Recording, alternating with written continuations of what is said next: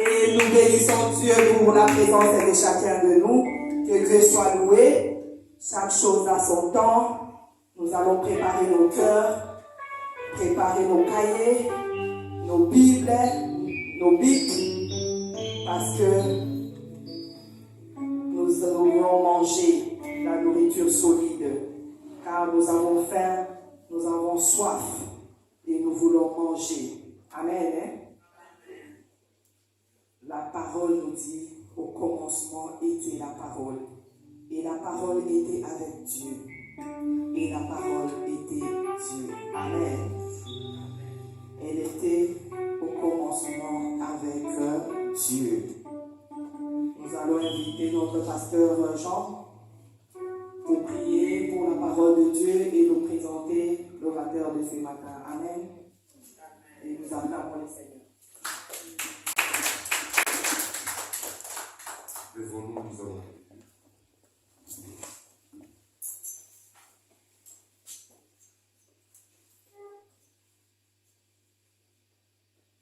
Père, nous te bénissons, nous te rendons grâce pour ce temps merveilleux que tu offres à chacun d'entre nous de pouvoir t'écouter.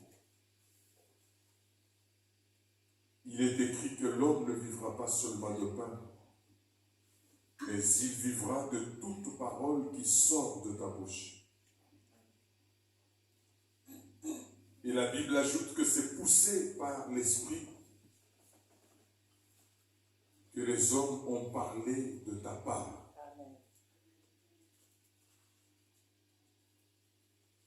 Seigneur, merci de oindre l'instrument dont tu vas te servir cet avant-midi pour parler à chacun d'entre nous. Rien de lui, tout de toi. Qu'il soit un simple instrument malléable entre tes mains. Nous nous élevons en ces instants contre le voleur de la parole de Dieu, et cela au nom de Jésus-Christ. Tous nous nous soumettons à toi, et nous soumettons également tout autre esprit contraire, captif à l'obéissance de Jésus-Christ dans ces instants, au nom de Jésus-Christ. Nous nous élevons contre tout esprit de distraction au nom de Jésus-Christ. Continue à régner pendant ce temps d'écoute. Dans le nom de Jésus-Christ, notre Sauveur et Seigneur, nous t'avons ainsi prié et ensemble nous disons Amen. Amen. Nous restons debout et pendant que le pasteur Otema approche, nous acclamons le Seigneur.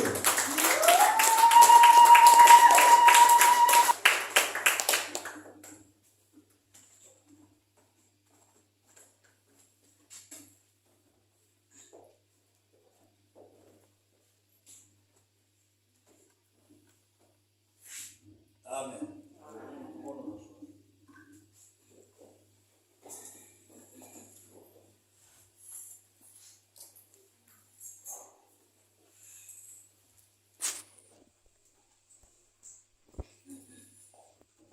Les passages sont un peu longs.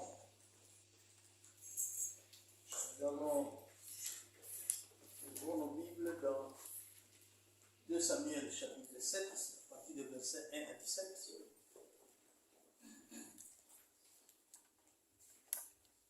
2 Samuel, chapitre 7,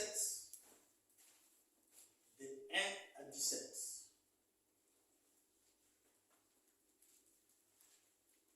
Vous allez noter encore Luc, chapitre 7, versets 1 à 19. Non, excusez-moi, Genèse 22, 1 à 19. Et Luc 7, verset 4.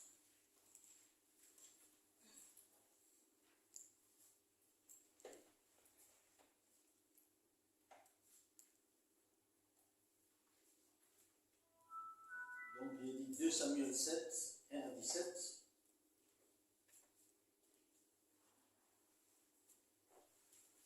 Genèse 22, 1 à 19.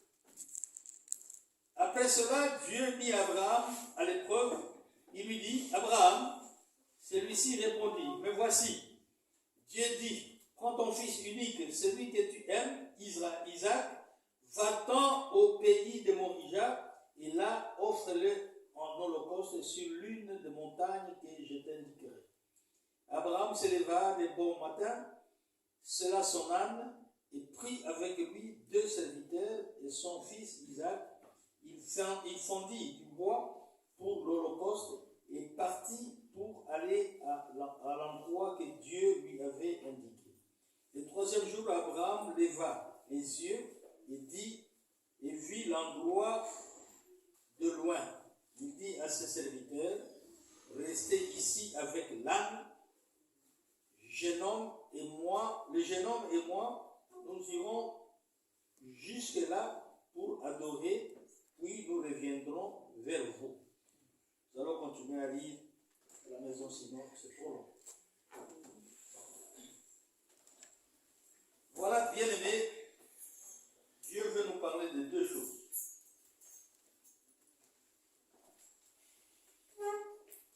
Et c'est un message tombe à point nommé. C'est le message que le pasteur Ngalassi avait donné, je crois, il y a 2 semaines. Bâtir une maison pour l'Éternel. Je dis bien, le message tombe à point nommé. Bâtir une maison pour l'Éternel.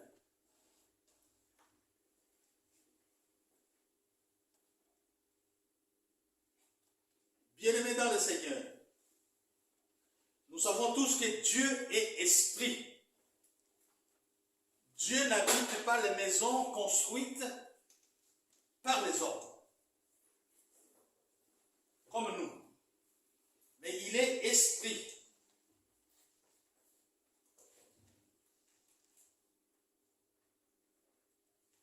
Mais dans ce message d'aujourd'hui, Dieu voudrait que nous lui bâtissions une maison. Tout en sachant qu'il ne dort jamais dans des maisons construites des mains des hommes. Mais il nous demande de bâtir pour lui une maison.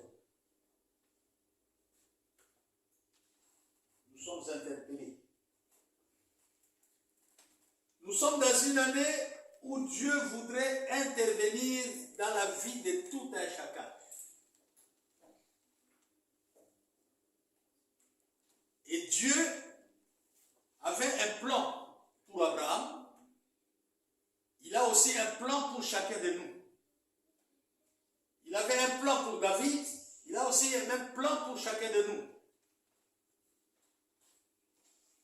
Dieu appelle Abraham. Et quand nous lisons là, il ne l'a pas appelé une seule fois.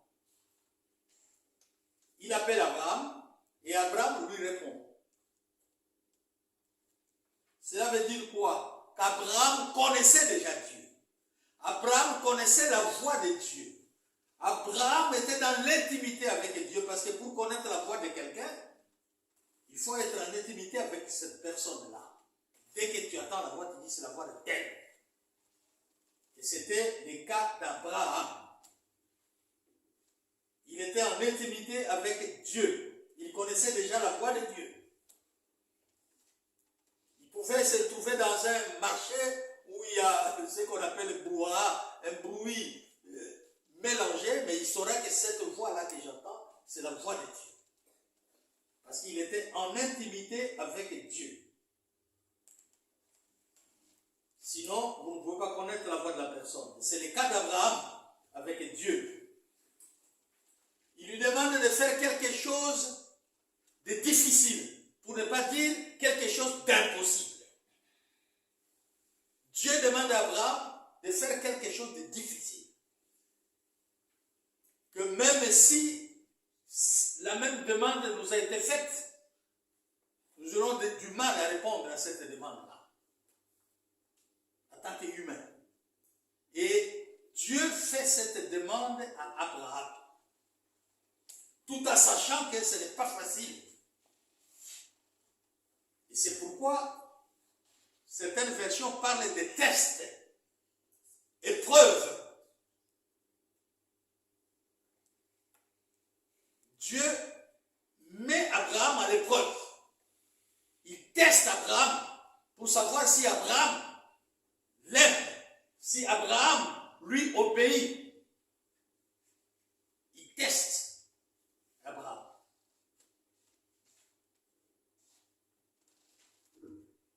Mais Abraham va prouver à Dieu qu'il aime Dieu, qu'il obéit à Dieu. C'est un test d'obéissance pour voir si Abraham obéit à Dieu. Et Abraham, il accepte de faire droit à la volonté de Dieu. Il accepte de faire droit à la demande de Dieu. Il accepte de sacrifier son fils unique. Il n'en avait pas deux. Son fils unique là, il accepte. Parce que je t'aime, toi mon Dieu, parce que j'obéis à toi mon Dieu, j'accepte de faire ce que tu me demandes malgré que c'est difficile. Humainement parlant, c'est difficile. Mais moi, j'accepte parce que tu es Dieu.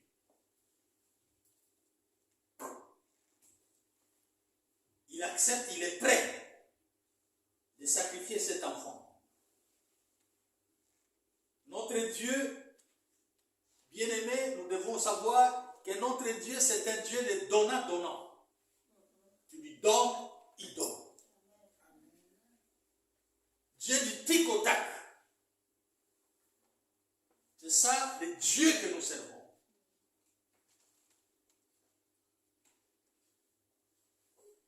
Bien-aimé dans le Seigneur, nous n'avons cessé de le dire, la reconnaissance a toujours été payante. La reconnaissance paye. Les gratitudes ne payent pas. Nous devons rester reconnaissants envers ce Dieu pour tout ce qu'il a fait pour nous.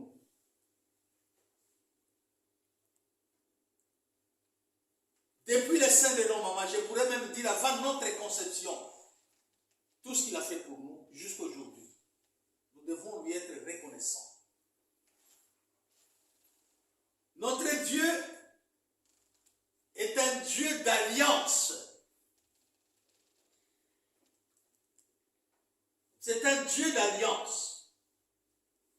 Il dit à Abraham, puisque tu as accepté de me sacrifier ton fils unique, je fais ce serment. Akati, ce qui n'a ici, quoi, je ne sais pas. Il jure. Et nous disons, Dieu ne jure que par lui-même. Il ne jure que par son nom. Parce qu'il n'y a pas un autre nom au-dessus de son nom. Il fait ce serment. Il jure. Je fais ce serment avec toi. À partir des versets 17 et 18. Je te bénirai et je multiplierai ta postérité comme les étoiles du ciel et comme le sable qui est sur les bords de la mer. Et ta postérité possédera la porte de tes ennemis. Toutes les nations de la terre seront bénies en ta postérité parce que tu as obéi à ma voix. Il conclut une alliance avec Abraham. Quand on conclut une alliance avec quelqu'un, si tu touches quelqu'un-là, tu le touches. Il y a des accords. Tu as accepté de me sacrifier ton fils. Voilà ce que je vais faire pour toi.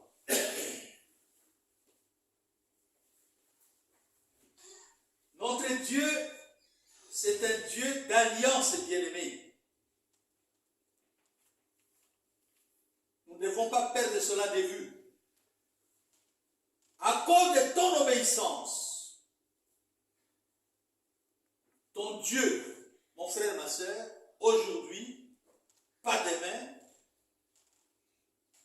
ton Dieu conclut une alliance avec toi.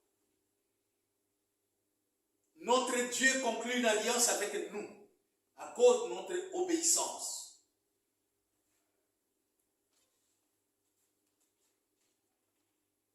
L'alliance, il a conclu avec tous ceux qui lui sont obéissants. Tous ceux qui l'écoutent. Soyons obéissants. Et Dieu dit, aujourd'hui, pas demain, il conclut une alliance avec chacun de nous. Alliances sont des accords. Personne ne peut te toucher. Personne ne peut te causer du tort. Parce qu'il y a une alliance avec Dieu. Si on te touche, on touche Dieu.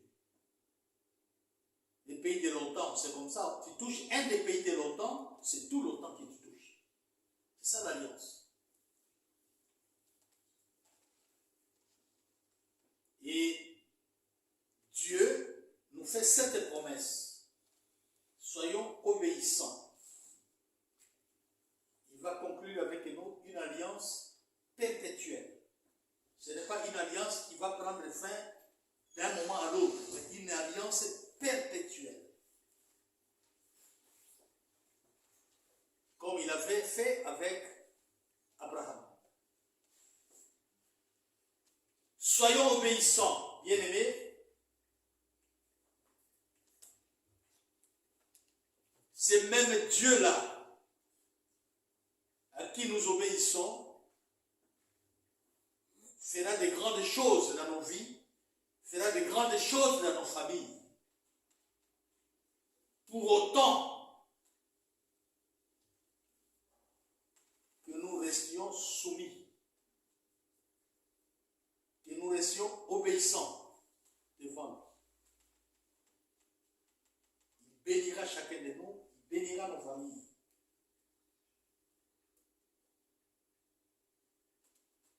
Je ne sais pas, il y a quelque chose que j'ai vu dans le réseau, j'ai failli mourir, j'ai failli tomber. Abomination. Peut-être vous avez vu ces jeunes hommes qu'on a égorgés à Bétou, c'est au Congo-Brazzaville. Je ne sais pas si quelqu'un de vous a vu ça. Bon. Un soi-disant pasteur branhamiste va dire, mais Abraham avait sacrifié son fils. Moi aussi, je vais sacrifier mon fils ici à Dieu. Je ne sais pas si c'est le vrai Dieu ou bien son Dieu Abraham et Branham. Et il prend ce jeune homme, il l'égorge. Un lycéen. À Bétou, Congo-Brazzaville. Mais il oublie que Abraham ne veut pas égorger. Bon, c'est vrai, spirituellement, il a fait. Mais physiquement, il n'a pas fait. Spirituellement, il a fait parce qu'il avait accepté ce que Dieu lui avait demandé. Et pour Dieu, il avait fait. Mais comme Dieu ne peut pas prendre plaisir dans le malheur de ses enfants, il savait que si Abraham parvenait à égorger son fils, ça lui ferait mal au cœur. Alors, il s'est pourvu. Il a trouvé un animal, un bélier, il l'a mis à la disposition d'Abraham en lieu et place d'Isaac. Mais ce branhamiste-là a oublié que Isaac, Abraham n'a pas égorgé Isaac. Mais lui, il a égorgé. En prétextant qu'il va faire ce qu'Abraham avait fait en sacrifiant son fils à Dieu. Mais c'est la porte de l'enfer qu'il attend.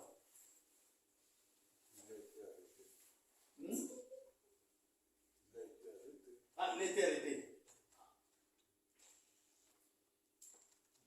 Tu adoreras Seigneur ton Dieu et tu le serviras lui seul. Luc 4, 8.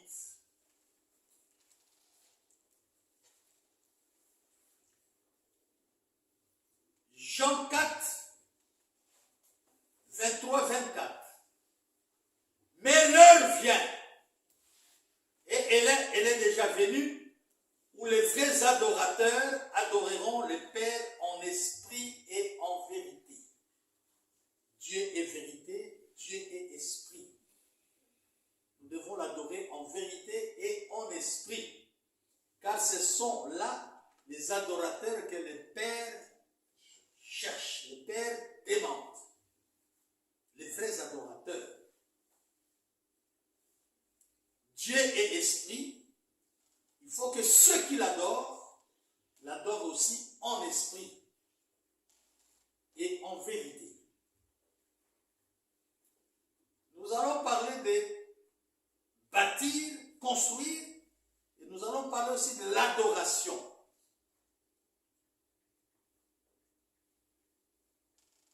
Bien-aimés dans le Seigneur, cette année a été déclarée l'année d'intervention divine et de bonnes nouvelles. Même s'il reste un mois, nous sommes vers fin novembre, même s'il reste un mois, Dieu veut intervenir pour bénir chacun de nous. Même en dernière minute, même le 31 décembre,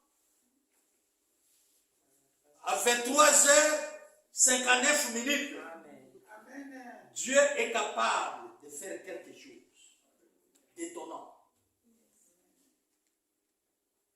Donc Dieu, il a déclaré lui-même que cette année, c'est une année où lui va intervenir. Quand Dieu intervient, bien aimé, je ne sais pas si nous comprenons ça.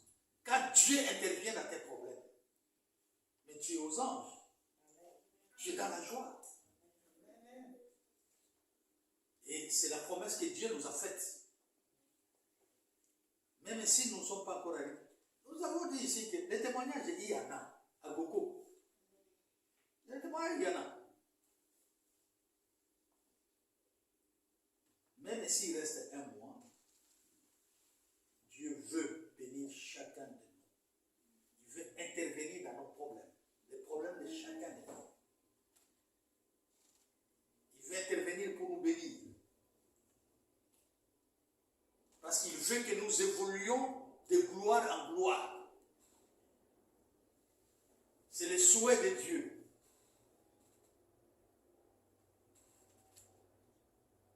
Nous y reviendrons.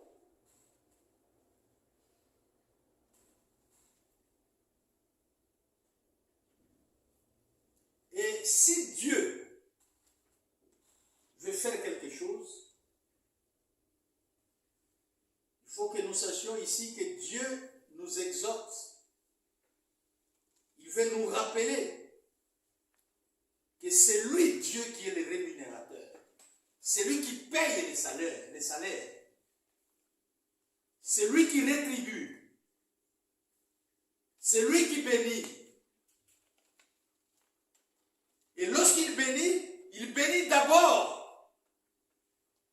Il bénit chacun de nous d'abord ici sur la terre. Et ensuite au ciel. Les bénédictions commencent sur la terre et les bénédictions nous suivent au ciel. Et lorsqu'il nous bénit ici sur la terre, c'est par rapport à ce que nous faisons pour lui.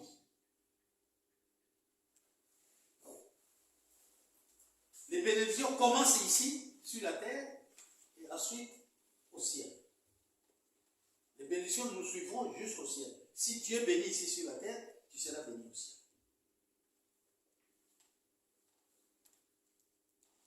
Et ces bénédictions seront fonction de ce que chacun de nous aura fait pour Dieu. Nous avons dit c'est du donnant. C'est en fonction de ce que chacun de nous aura fait pour ce Dieu-là.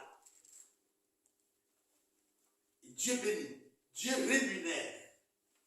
paye le salaire. Et quand nous travaillons pour Dieu, il faut que nous comprenions cela. Quand nous travaillons pour Dieu, quand Dieu nous paye, parce que nous avons travaillé pour lui, ce que nous recevons de Dieu, ce n'est pas une grâce, c'est un dû. J'ai dit à Dieu, je t'ai servi, je fais ça, je dois à ça. C'est mon salaire. Ce n'est pas la grâce. La grâce, c'est une faveur que Dieu donne. Même si tu ne mérites pas, Dieu te donne. Mais un dû, un salaire, c'est la rétribution. C'est le produit de vos efforts. Donc c'est un dû. Et Dieu rémunère. Pour mériter un salaire, il faut travailler. Et ici, il nous rappelle qu'il est le rémunérateur. Nous devons travailler pour lui.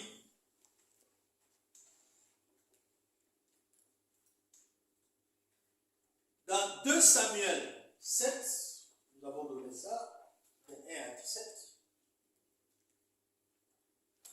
La première pensée de Dieu, si tu bâtis une maison pour Dieu, Dieu bâtira aussi une maison pour toi.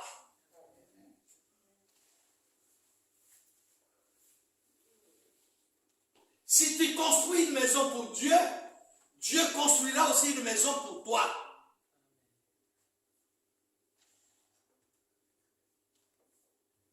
C'est la première pensée de Dieu.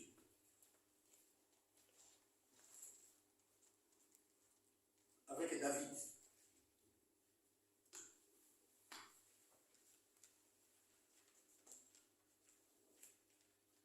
Dans Genèse 22, de 1 à 19, là c'est long. Luc 4,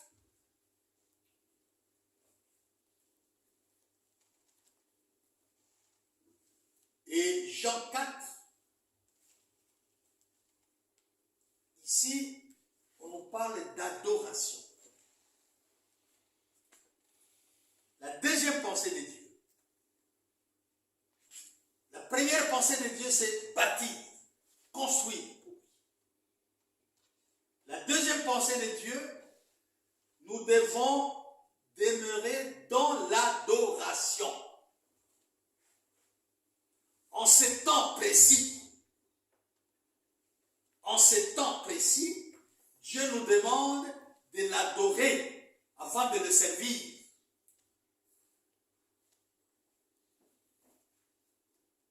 L'adoration doit précéder le service.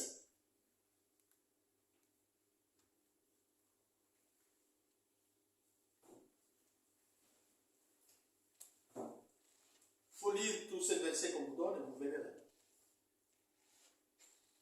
L'adoration est très importante, mon frère et ma soeur. Elle doit précéder le service.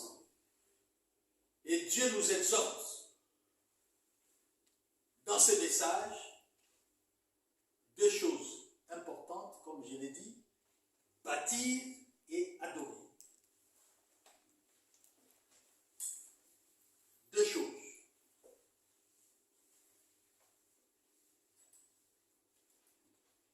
David, l'homme selon le cœur de Dieu, malgré tout ce qu'il a fait, personne ne peut entrer en jugement avec Dieu. Il est souverain.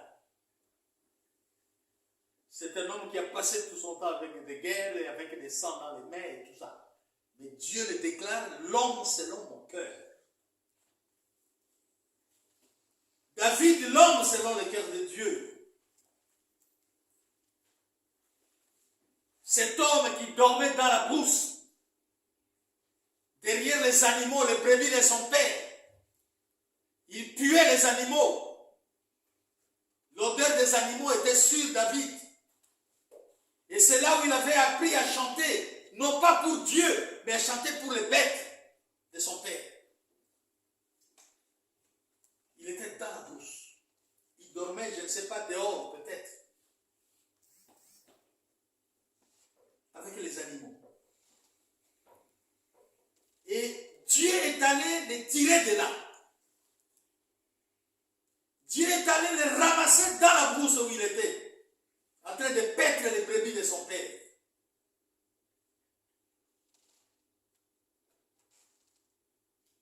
Il va le retirer de là pour faire de lui quelqu'un.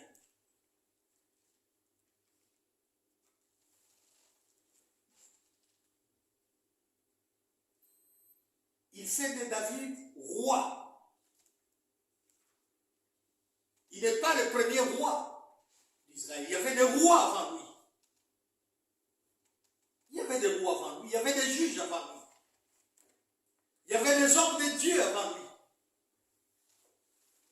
D'autres rois existaient. Des grands rois existaient.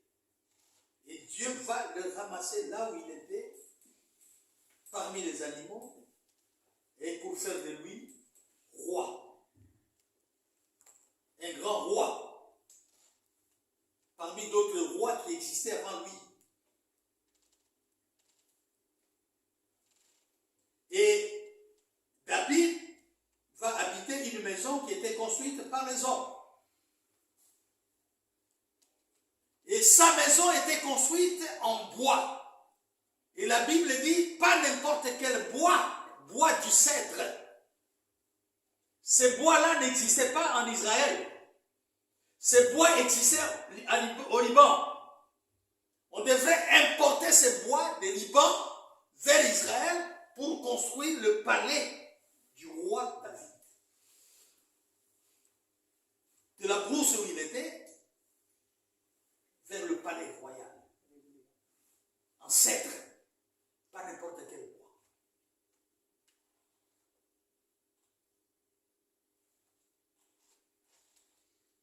Et cet homme, il ne va pas oublier ses origines, David là. Il ne peut pas oublier d'où Dieu l'a retiré, d'où Dieu l'a ramassé. Et David va comparer les luxes de son palais et la tente où se trouvait l'arche de l'alliance, qui symbolisait Dieu. Il fait la comparaison, il n'y a pas de commune mesure entre la maison de David et la tente où se trouvait l'arche de l'alliance, ce qui symbolisait Dieu lui-même. Et David a été interpellé dans sa conscience.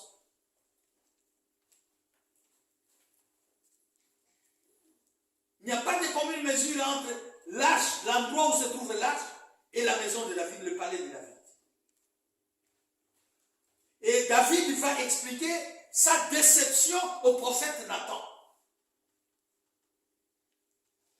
Il dit non, je ne peux pas. Regarde la maison, mon palais, et regarde là où se trouve la tente. L'arche d'alliance qui se trouvait dans la tente, à comparer à ma maison, non. Et Nathan, le prophète de Dieu, Nathan va lui dire, fais ce que ton cœur te demande de faire. Fais ce que tu veux faire. Si tu trouves que ton palais est meilleur que la tente où se trouve l'arche de l'alliance, fais ce que ton cœur veut. C'était la réponse du prophète Nathan. Bien-aimé dans le Seigneur, quand tu veux faire quelque chose pour ton Dieu, ne cherche pas de conseiller. Ne va pas demander des conseils aux gens. Si je fais ça, est-ce que ça va ou ça n'ira pas? Ne le fais pas. Même à ta femme, même à ton mari, même à tes enfants. Fais ce que ton cœur te demande de faire. Il ne faut pas aller chercher des conseils à gauche, à droite.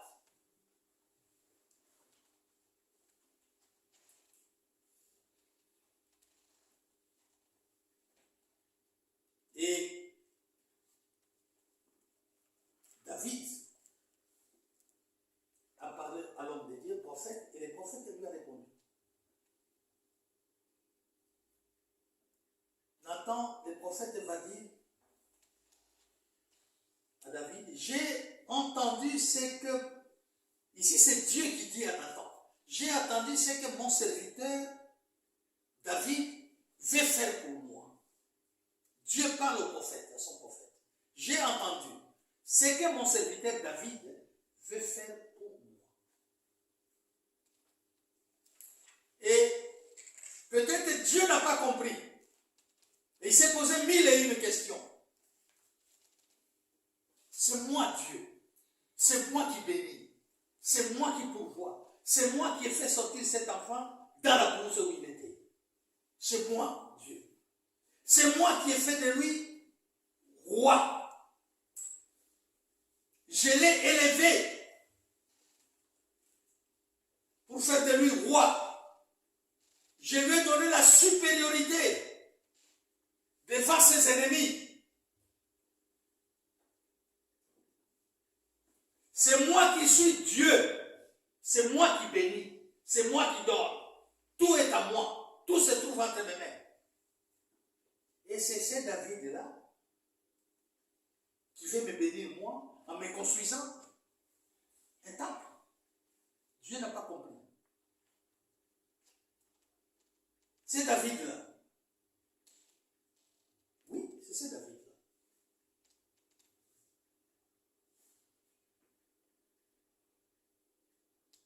Mon frère et ma soeur, nous devons savoir qu'avant que David soit roi, il y avait aussi des rois qui étaient établis avant lui. Il y avait des juges, des grands hommes de Dieu, mais qui n'ont rien fait. Ils ont régné autant d'années, ils n'ont rien fait. Il a fallu que ces petits qui étaient dans la brousse, que Dieu aille les chercher de là, pour faire de lui roi, pour que lui pense, songe à bâtir une maison pour Dieu. Alors qu'avant lui, il y avait des rois.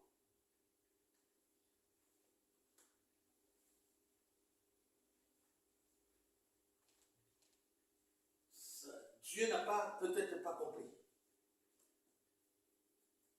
Et si c'est une interpellation pour chacun de nous. Faisons quelque chose pour notre Dieu. Pendant que nous sommes là, pendant que nous sommes en vie, pendant que nous respirons, nous sommes en bonne santé. Faisons quelque chose pour notre Dieu. Il ne nous oubliera jamais.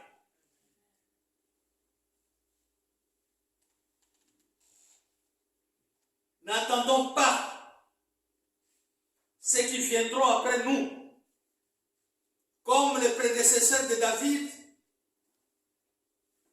n'ont rien fait. Ils ont attendu que David vienne pour que l'arche de Dieu quitte la tente. N'attendons pas.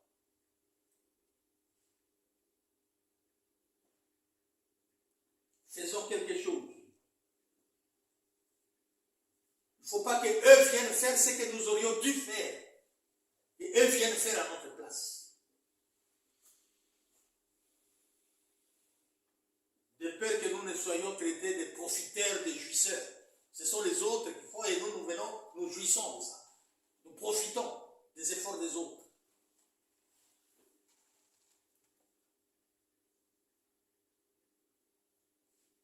David s'était résolu de bâtir un temple pour Dieu. Ne perdons pas de vue que nous aussi nous avons résolu d'acheter un temple pour Dieu.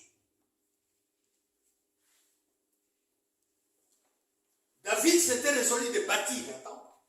Mais nous, tels que nous sommes là, nous nous étions résolus aussi d'acheter un temple, un lieu de prière pour Dieu. Ne perdons pas ça de vue.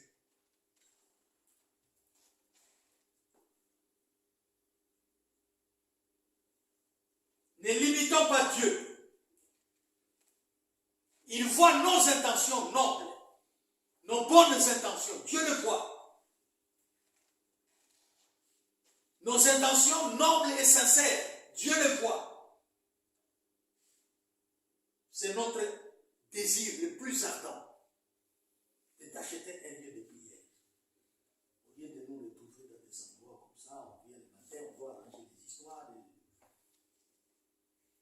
des photos impossibles ici au mur.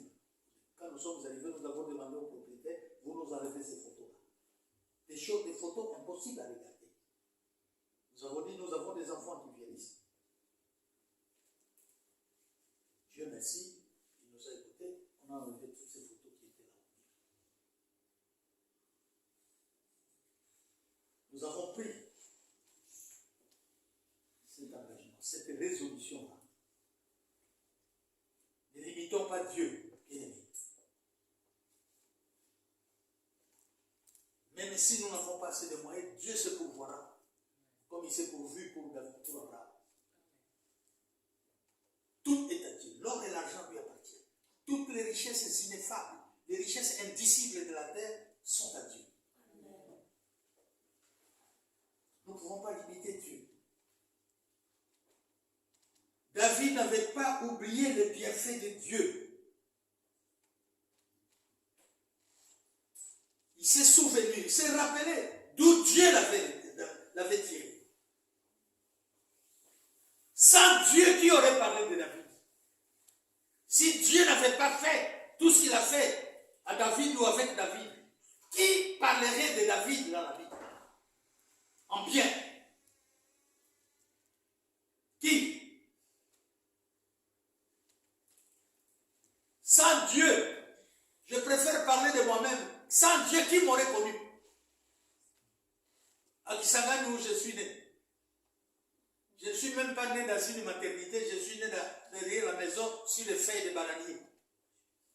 Et pourtant, mon père, avant l'indépendance, il avait une voiture et une camionnette. Mais moi, je suis né sur les feuilles de bananier. Derrière la maison. Aujourd'hui, Dieu me connaît. Les gens me connaissent. J'ai évolué dans un cabinet politique.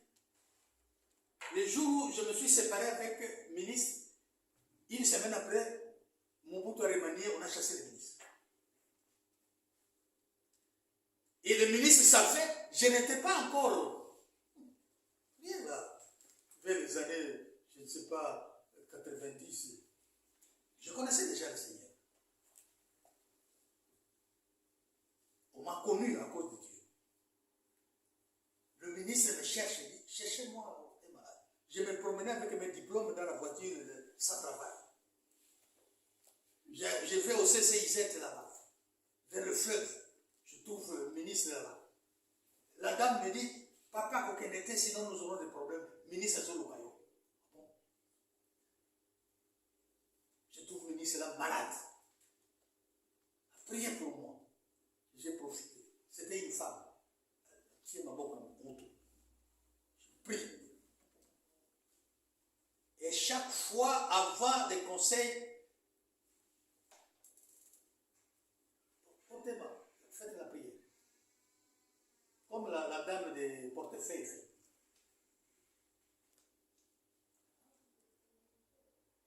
Et les jours où on s'est séparés avec elle, une semaine après, malheureusement, elle est morte. Elle est déjà morte.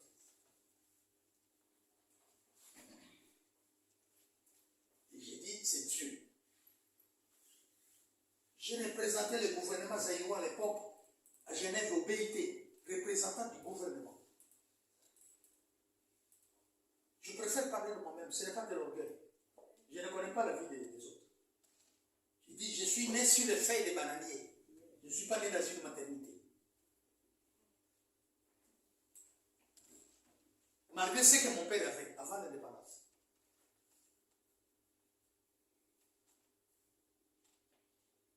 J'ai dit, c'est Dieu qui m'aurait connu. Qui?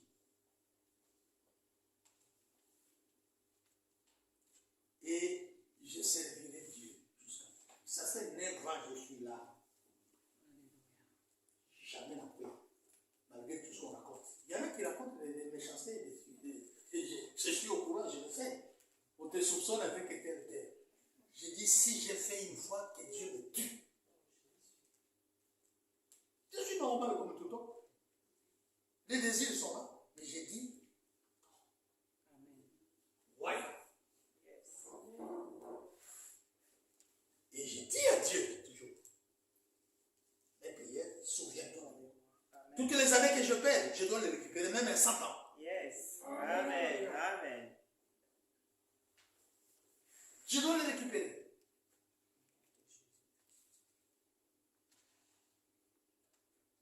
Dieu est juste, mon frère, ma soeur.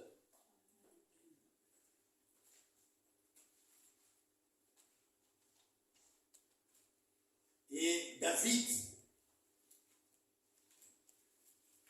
va faire quelque chose. Dieu a fait de toi un grand monsieur, Dieu a fait de toi une grande dame.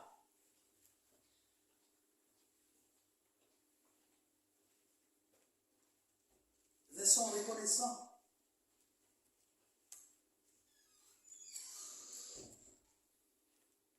Mon frère, ma soeur, celui qui aime plus, donne plus.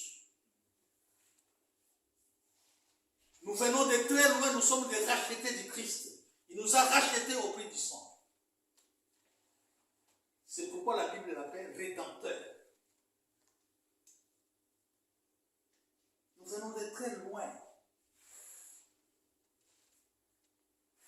Chacun doit savoir pourquoi il fait quelque chose pour Dieu. Il faut savoir. Nous ne faisons pas pour faire plaisir aux gens, pour se montrer, pour se vanter. Nous faisons quelque chose pour Dieu, pour que nous soyons récompensés. Pour que ce Dieu se souvienne de nous. Pour que ce Dieu nous bénisse.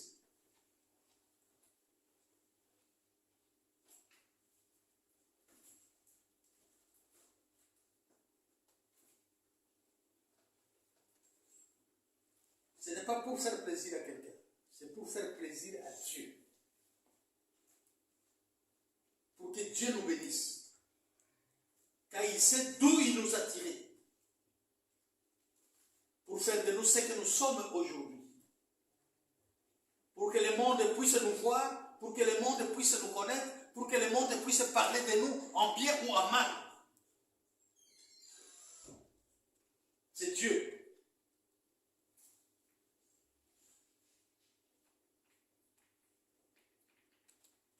Voilà pourquoi David, se rappelant de là où Dieu l'avait tiré, lorsque l'arche d'alliance s'est dirigée vers sa cité, la cité qu'on appelle la cité de David, l'arche était transportée parce qu'il a dit ça ne peut pas rester là. On transporte l'arche, l'arche symbolisait Dieu, et on amenait l'arche dans la cité de David.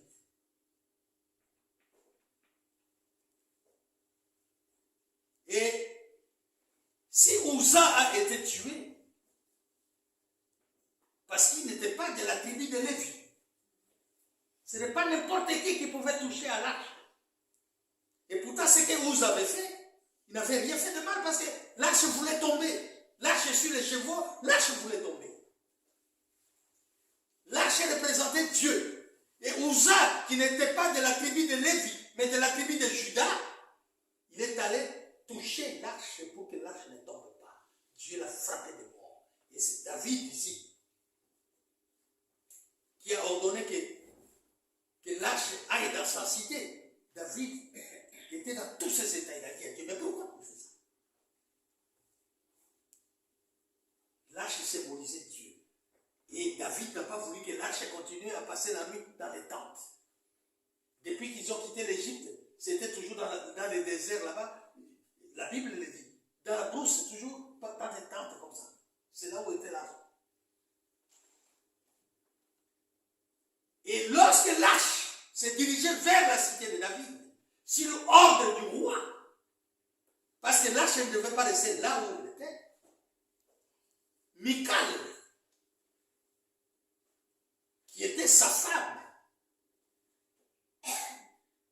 la fille du roi Saül, que lui, David, a remplacé,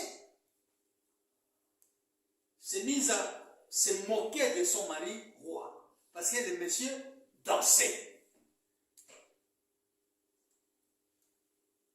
il dansait devant l'arche. Tout en sachant qu'il était roi. Il y avait beaucoup de monde. Beaucoup ces sujets étaient là.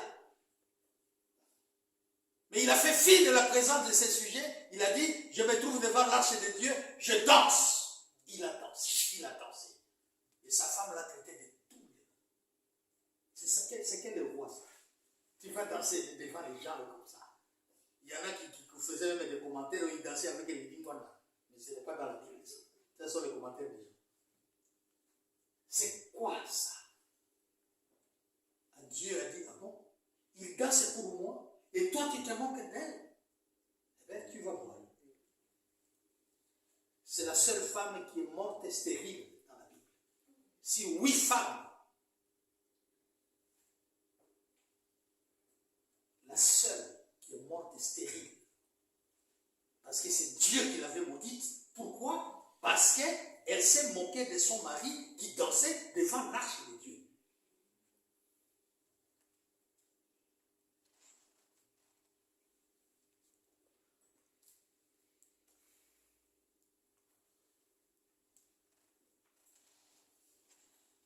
Bien-aimés dans le Seigneur, mieux vaut travailler pour Dieu que pour les hommes.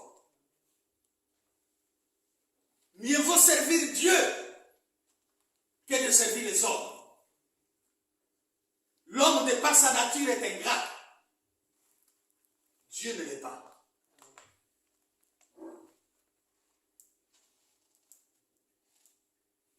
Mon frère, ma soeur,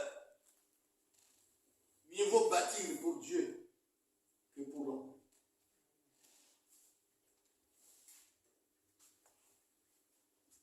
Fais pour le Seigneur ce qui est dans ton cœur. Ne suis pas ce que les gens vont dire. Ne suis pas les commentaires des gens. Il y en a qui vont te traiter d'orgueilleux. Tu veux montrer que tu as de l'argent. Ferme tes yeux. Bouche tes oreilles. Ferme ta bouche. Laisse-les crier. Laisse-les parler. Laisse-les commenter.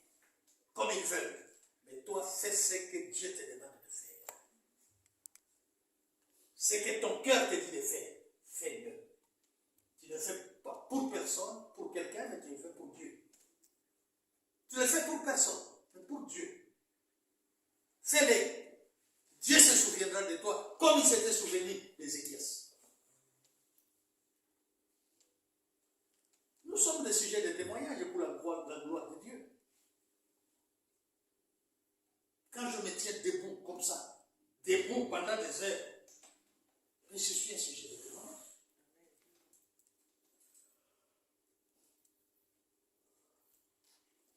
Fais-le, mon frère et ma soeur. Dieu ne t'oubliera jamais.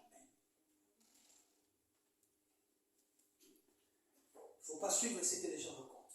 Ferme les yeux, bouge tes oreilles. Ne parle pas.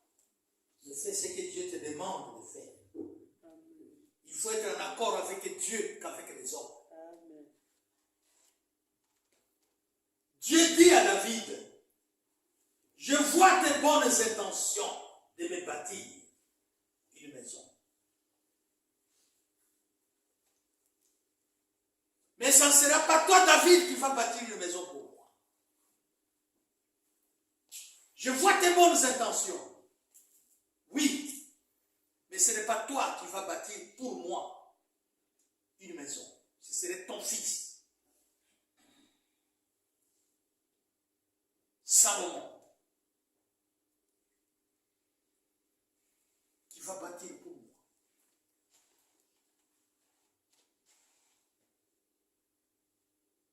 Pourquoi? Salomon a vécu, si ma mémoire est bonne, Salomon a vécu 60 ans.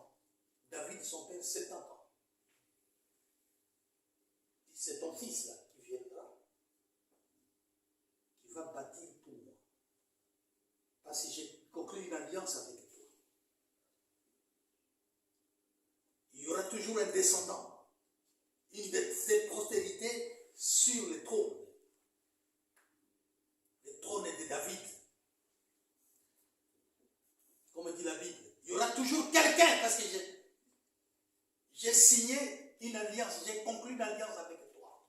Et c'est un de tes enfants, un de tes descendants qui va bâtir la maison pour moi, mais pas toi. Je vois tes bonnes intentions. Pourquoi? Parce que Dieu a vu que les mains de David, il va construire un temple pour moi, pendant que ses mains sont maculées de sang. C'était un homme de combat, pas comme Goliath. Goliath est vécu dans les combats toujours. Un aguerri. Dit, pas toi, mais ton fils.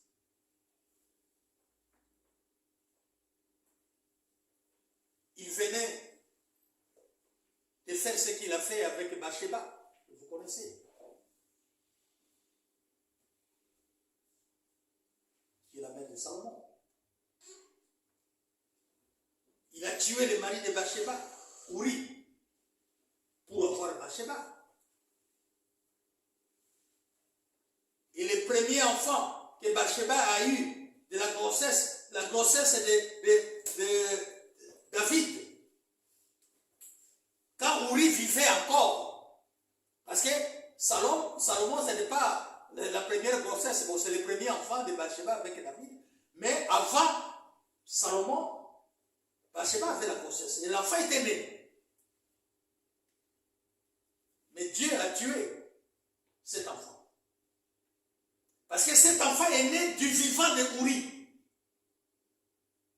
faut comprendre.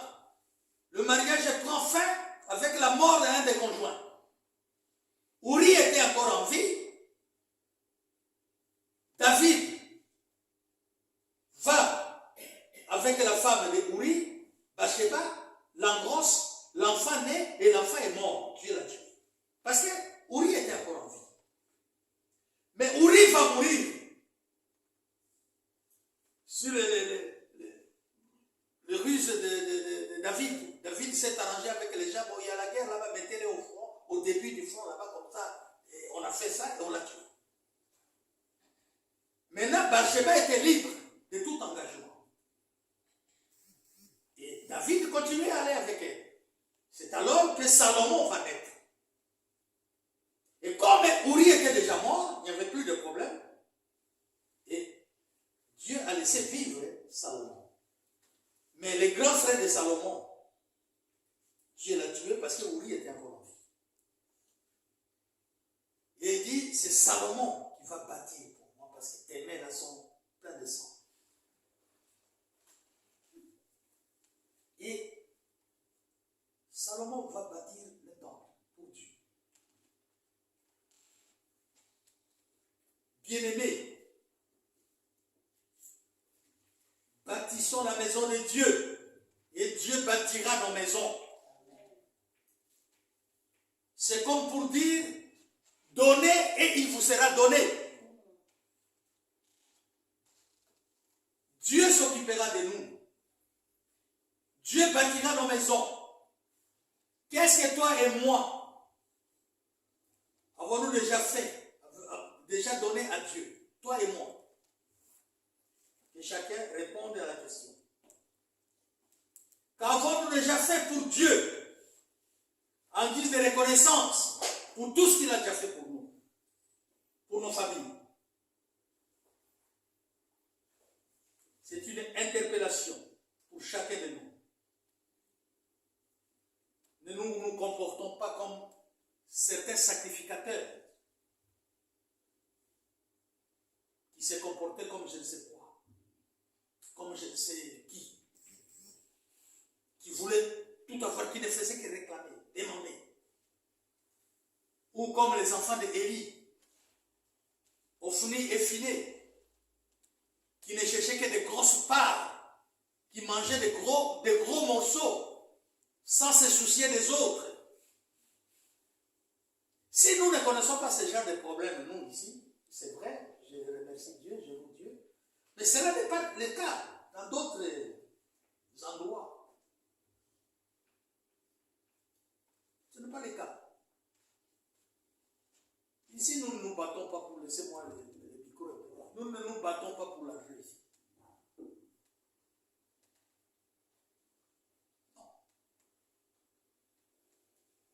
Ce qui était avec nous, quand le pasteur Ngala s'était venu, si vous avez l'oreille spirituelle, il a beaucoup parlé. Il a beaucoup parlé. Et dans son message là, au Congo, il a cité, il a dit en Belgique. Il a dit en Belgique. Les conseils là où nous étions, je laisse cette micro. Les conseils là où nous étions, nous avons. Il a parlé. On a entendu.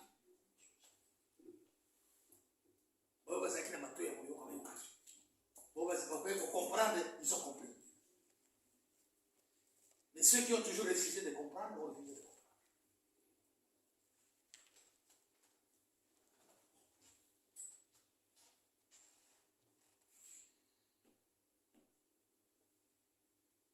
Ne soyons pas comme ces sacrificateurs-là,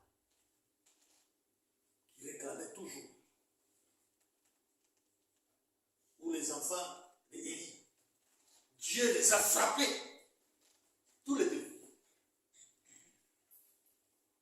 Et pourtant, leur père n'était pas d'accord avec leur comportement.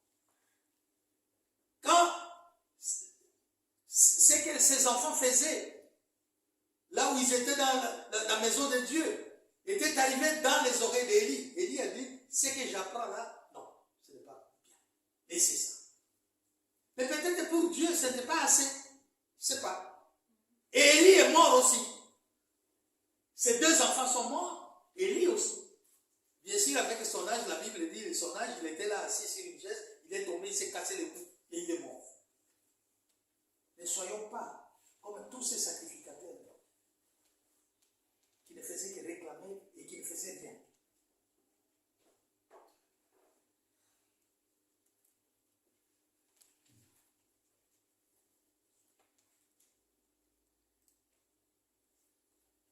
Bien-aimés dans le Seigneur, Dieu nous exhorte à bâtir sa maison.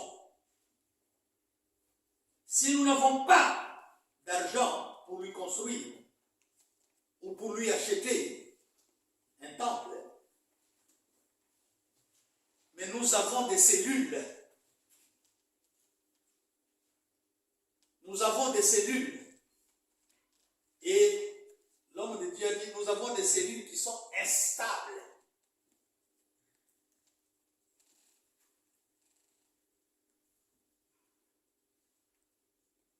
Et nous devons tout faire. Nous devons tout faire pour stabiliser ces cellules qui sont instables. Afin qu'elles marchent selon la vision que Dieu a donnée. Pour que ces cellules instables deviennent stables.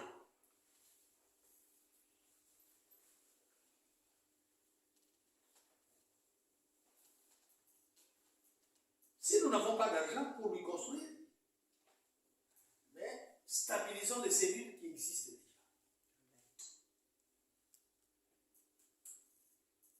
Le message était long, d'ailleurs j'ai coupé.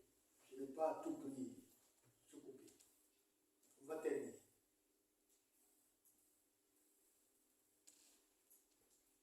Bien-aimés dans le Seigneur, en parlant de bâtir sa maison, Dieu ne veut pas seulement parler des constructions en briques, des maisons comme ça. Dieu parle de nous-mêmes aussi parce que nous sommes le temple de Dieu. Nous sommes la maison de Dieu. Quand Dieu parle de bâtir, c'est vrai, il parle de bâtir, construire une maison, un temple pour lui. Il parle aussi de nous, notre corps à nous, qui est le temple, la demeure de Dieu, du Saint-Esprit. Nous devons bâtir notre corps. Par le bon comportement, par la fuite du mal, du péché.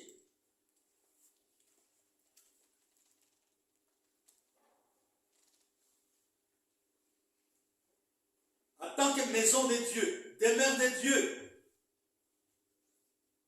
nous devons chercher à nous façonner à l'image de Dieu. transformer notre homme intérieur et notre homme extérieur. Comme il nous dit dans 1 Samuel 2, verset 35. Je m'établirai un sacrificateur fidèle. Nous devons rester fidèles à Dieu. Qui agira selon mon cœur, le cœur de Dieu.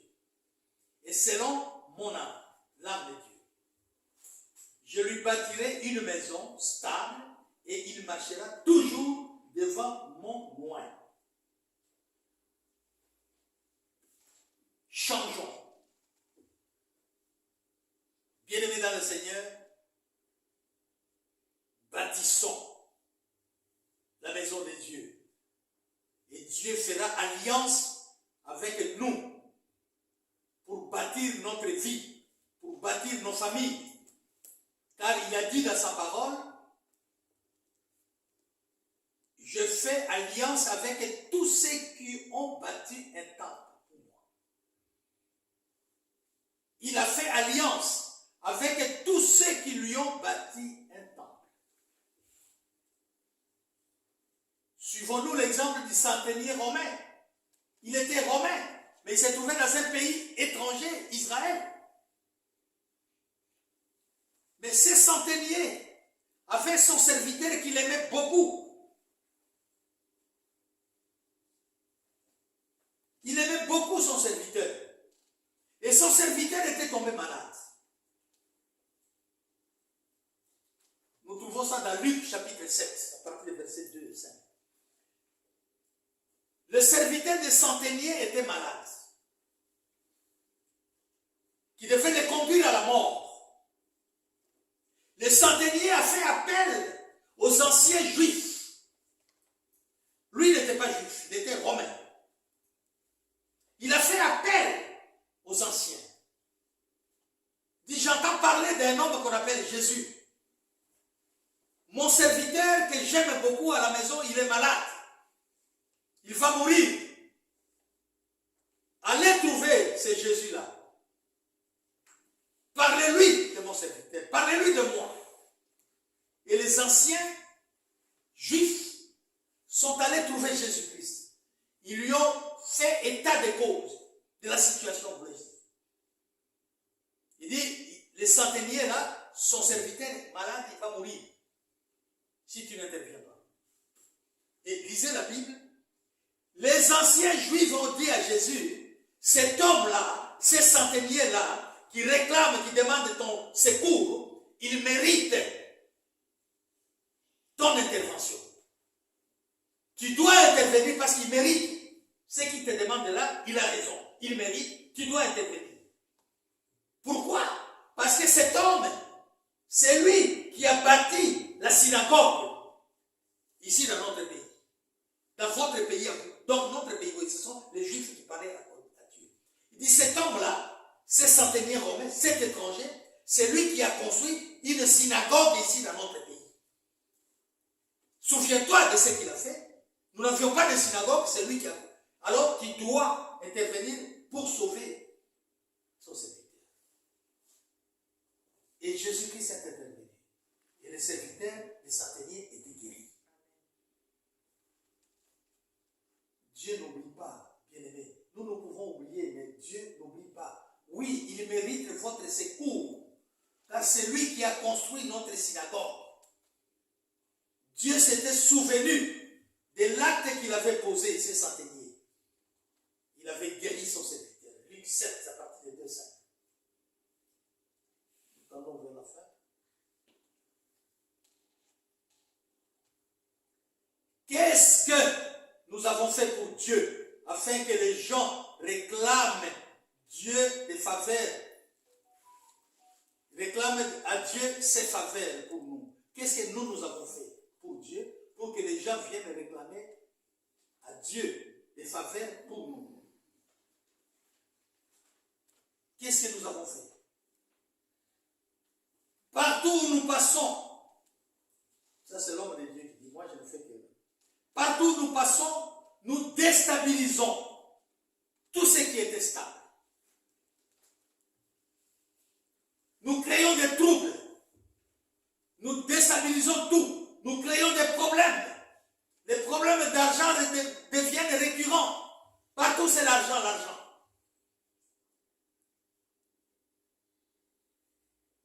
Il sait ce qu'il dit. Il sait.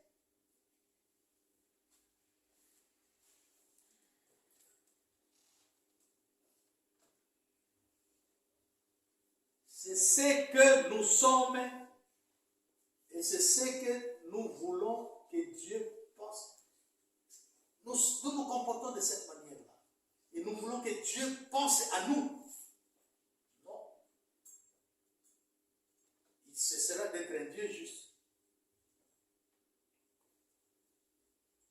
En quoi faisant? Je voudrais dire à quelqu'un qui est ici, le temps pour toi d'agir, c'est maintenant. Tu danses, tu chantes, tu arranges les chaises, tu fais la modération, tu exhortes et tu prêches. Peut-être les gens ne voient pas. Les gens ne voient pas tout cela.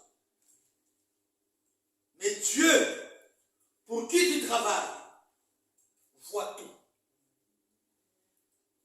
Tout ce que tu es en train de faire, c'est la provision.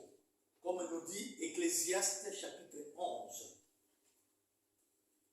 Tout ce que nous sommes en train de faire maintenant là, c'est de la provision. Ecclésiaste 11 dit, prends le pain, tu prends le pain, tu jettes sur la surface des eaux. Comment tu lis pas d'ailleurs, tu jettes sur la mer là-bas. Le pain ne va pas s'enfoncer. Le pain restera toujours flotter sur les eaux.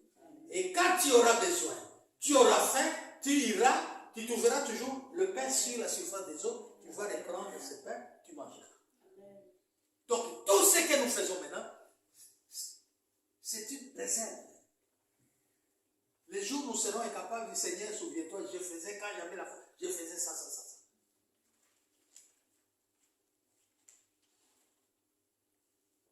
Bien-aimé,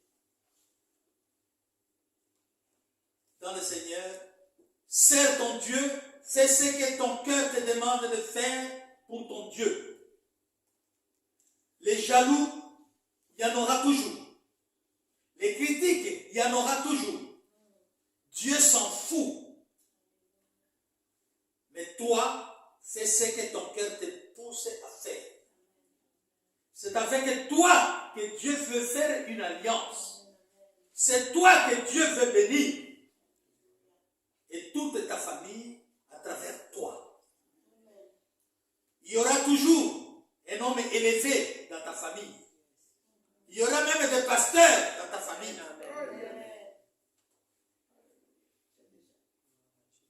Il y aura même des pasteurs dans ta famille. C'est déjà beaucoup. Moi, j'ai une nièce, la petite sœur de ma sœur propre qui venait après moi. Il vient d'être. Je lui ai fait un message. Je dis, ma fille, c'est une grâce que dans la famille, nous avons déjà 2 pasteurs. Amen. Nous sommes là pour intercéder en faveur de ceux qui sont encore dans le monde. Il y en a beaucoup dans la famille qui sont en train de boire tout. Nous sommes là pour soutenir ceux qui sont encore dans le monde. Mon frère et ma soeur, Dieu va t'élever. Dieu va faire des choses. Si tu ne sais pas pourquoi tu viens à l'église, pourquoi tu sers Dieu, pourquoi tu bâtis pour Dieu, jamais Dieu fera alliance avec toi. Tu dois savoir pourquoi tu viens à l'église, pourquoi tu sers Dieu, pourquoi tu dois bâtir pour Dieu. Et alors, Dieu fera alliance avec toi.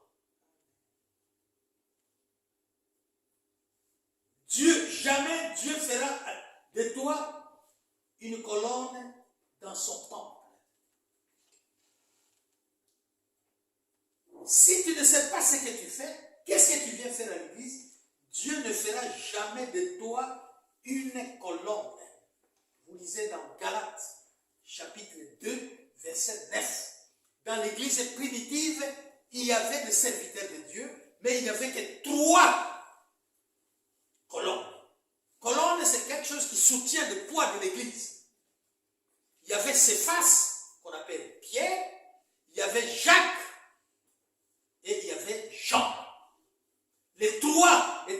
considérés comme les colonnes de l'église primitive.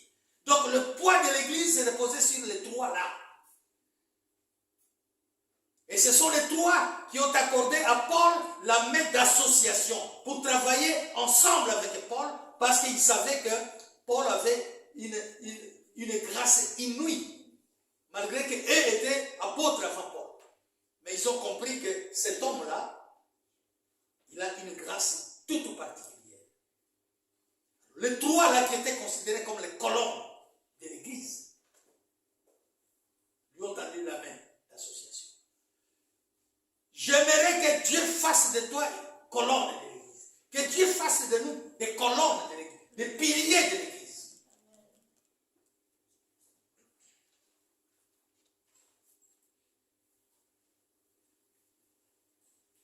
Bâtis pour ton Dieu. Stabilise l'église de Dieu. Et Dieu va stabiliser ta famille. Dieu fera avec toi une alliance de paix. Et l'homme de Dieu a dit, il n'y aura plus de troubles, de conflits, ni dans ta famille, ni dans ton foyer. À cause de ce que tu auras fait pour Dieu. Les choses peuvent durer, mais toi persévère. Toujours. Le temps de Dieu n'est pas ton temps. Le calendrier de Dieu n'est pas ton calendrier. Toi persévère.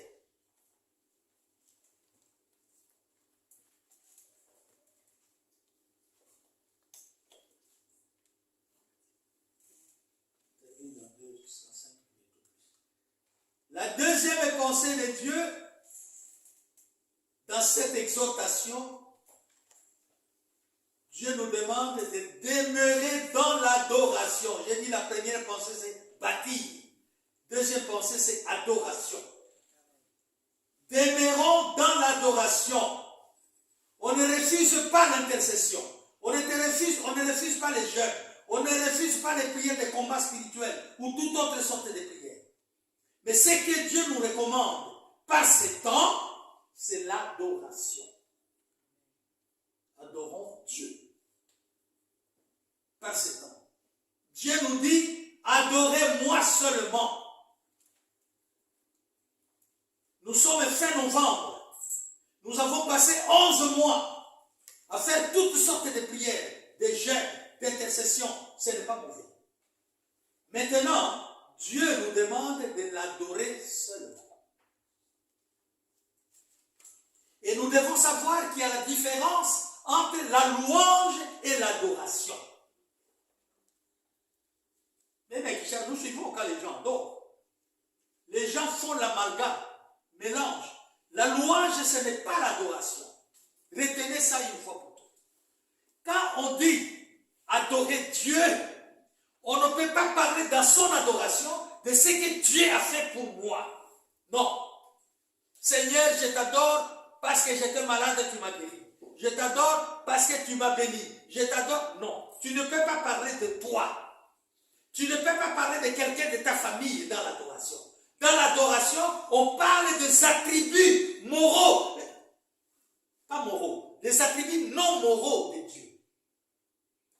Quand je dis attributs non moraux, c'est-à-dire, il faut parler de ce que Dieu est. Ce que homosexualité. Dans l'adoration, on parle des attributs de Dieu. Des attributs non moraux de Dieu. Parler de son omniscience. Il est tellement intelligent, personne n'a l'intelligence de Dieu. Je t'adore parce que tu es omniscient. Omnipotence de Dieu, il est partout. Il n'a pas la faculté de doublement comme les sorciers. Mais il se trouve partout à travers le monde, au même moment, tout le monde peut l'invoquer, il répond. Ce qui n'est pas le cas avec les sorciers. Les sorciers ont la faculté de dédoublement. Mais pas Dieu. Il faut adorer Dieu pour son éternité, son ancienneté, il est éternel. Je t'adore parce que tu es Dieu, tu es grand. Ta connaissance est parfaite. Ta connaissance est plus élevée que les cieux. Plus profonde que les cieux. Personne n'a la sagesse, l'intelligence de Dieu. Donc, l'adoration, ce n'est pas la louange. Louange, tu peux dire, je te loue pour ce que toi tu as fait, moi tu as fait ça, ça, ça. Mais l'adoration, ce sont les attributs de Dieu. Tu as créé les cieux et la terre. Tu es sur ton trône de grâce. Et l'homme de Dieu a insisté. Adorer seulement.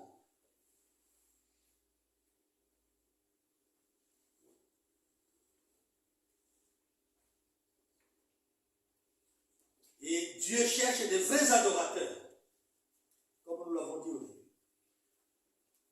Et nous avons des règles. Nous avons des règles à observer à l'église de la louange pour l'adoration. Il a fait allusion à ça. On adore Dieu à genoux. Comme quand vous lisez Apocalypse chapitre 4, les 24 vieillards, les 7 esprits purs de Dieu, les 4 anges, jetaient les couronnes. Mais sauf pour des raisons particulières. Moi j'ai du mal à m'agenouiller pour adorer parce que j'ai des prothèses au genou. J'ai du mal. Mais sauf parce que l'homme de Dieu a dit même debout. On adore Dieu à genoux. Mais si tu as une raison particulière, Dieu sait que laisser debout. On adore Dieu debout. Et il a déploré, il y a des gens qui viennent en retard après l'adoration. On vient après l'adoration pour louer. Au lieu d'être à l'église avant l'adoration, adorer Dieu. Nous terminons. Bâtissons pour Dieu, adorons Dieu.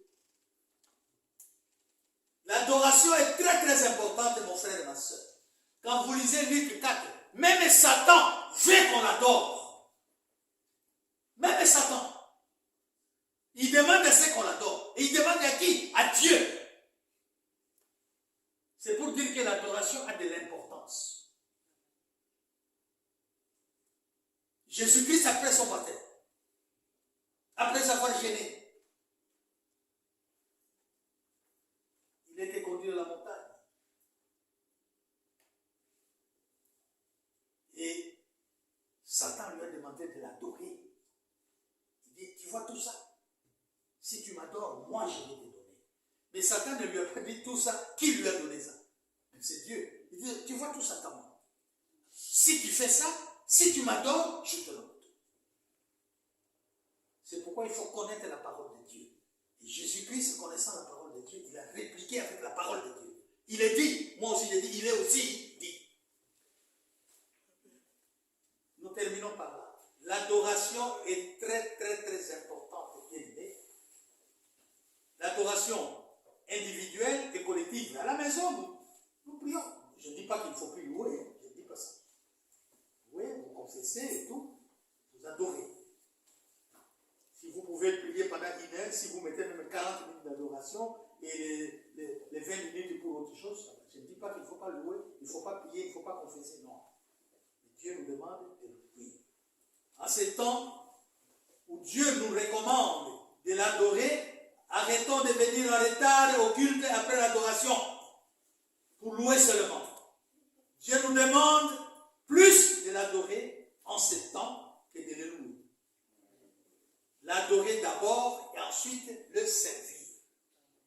Que Dieu vous bénisse.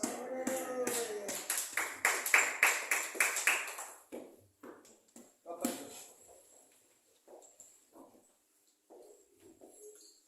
nous allons prier à tout le monde.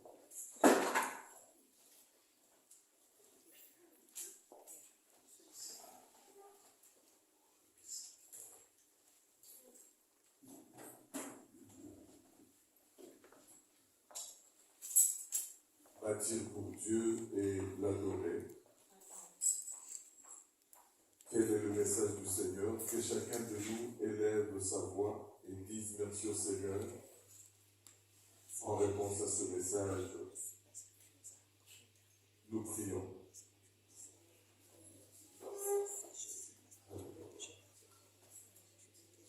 Seigneur, merci pour ta parole. Merci pour tes insidies éternels.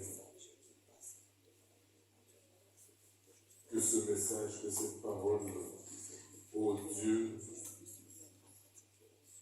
tombe sur la bonne terre et qu'elle produise du fruit, et du fruit qui va demeurer.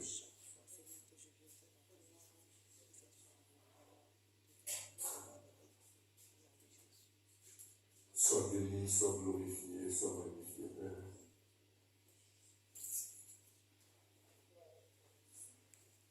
Comme nous l'avions dit, tu envoyais ta parole et ta parole est guérie. Que cette parole éternelle, notre Dieu, guérisse, fortifie, encourage, libère, ouvre les portes qui étaient fermées. Dans le nom puissant de Jésus-Christ, notre Sauveur et Seigneur. Nous t'avons ainsi prié. Amen. Amen. Alléluia. Alléluia. Amen. Oui, c'est le moment des offrandes. C'est le moment de la bénédiction. Oui, nous pouvons aussi adorer notre Dieu d'une autre manière en lui donnant les offrandes, les dîmes, les actions de grâce. Et n'oublions pas les paquets de social. Donnons à Dieu.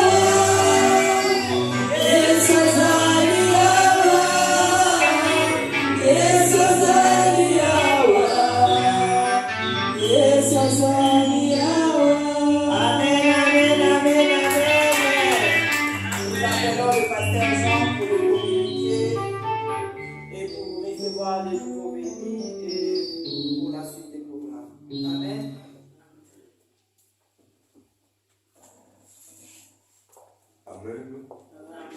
Dans les communiqués, nous rappelons notre culte de mercredi. Amen. En ligne ainsi que le vendredi en ligne également. Et notre culte de dimanche à partir de 10 heures. Et je pense que l'interpellation est passée, chacun l'a entendu. Le Seigneur a insisté pour que nous ne puissions pas venir après l'adoration, étant donné qu'il a insisté que nous devons bâtir et pour le temps qui nous reste jusqu'à la fin de cette année, pour le moment, l'adorer. Alléluia. Amen. Nous allons nous tenir debout, nous clôturerons et nous prierons en même temps pour les autres. Et ça la kanga il est dit bon maïzaki.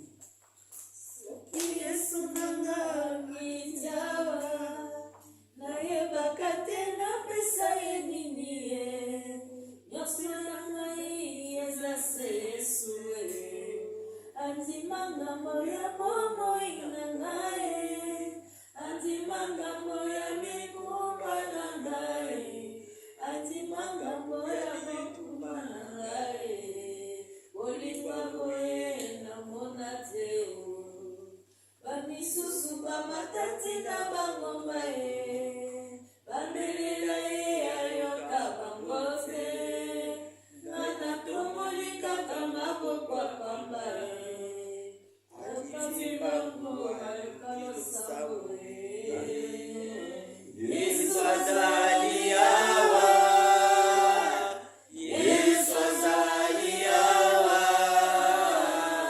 Yesu azali awa Yesu azali awa.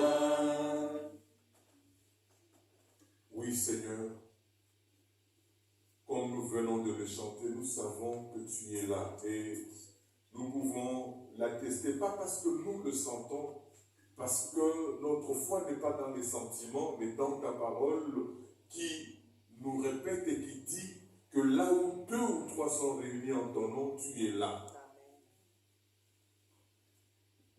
Seigneur, merci pour ta parole qui est tombée sur la bonne terre. Nous bénissons tout ce qui a été donné dans ta maison et nous le sanctifions selon qu'il est écrit que tout est sanctifié par la parole et par la prière. Reste notre Dieu, le Dieu qui demeure dans l'adoration. Que l'amour de Dieu le Père, que la grâce qu'il a manifestée en son Fils Jésus-Christ et que la communion du Saint-Esprit raccompagne chacune d'entre nous. Soyez bénis, que cette semaine qui va commencer puisse être une semaine où Dieu va se manifester. Nous déclarons et nous confessons que vous serez la tête et non la queue. Amen. Vous serez les premiers et non les derniers. Amen. Toujours en haut et jamais en bas. Amen. Que 1000 tombent à ton côté et 10 000 à ta droite, tu ne seras pas atteint. Amen. L'ange de l'Éternel va camper autour de toi et t'arracher à tout danger. Amen. Oui, nous voulons déclarer que le bonheur et la grâce vont t'accompagner tous les jours de ta vie et que tu vas habiter dans la maison de l'Éternel jusqu'à la fin de tes jours. Amen. Le seul nom qui sauve, c'est le nom de Jésus-Christ. Amen. Le seul nom qui bénit, c'est le nom de Jésus-Christ. Amen. Le seul nom qui délivre, c'est le nom de Jésus-Christ. Amen. Amen. Amen. Soyez bénis.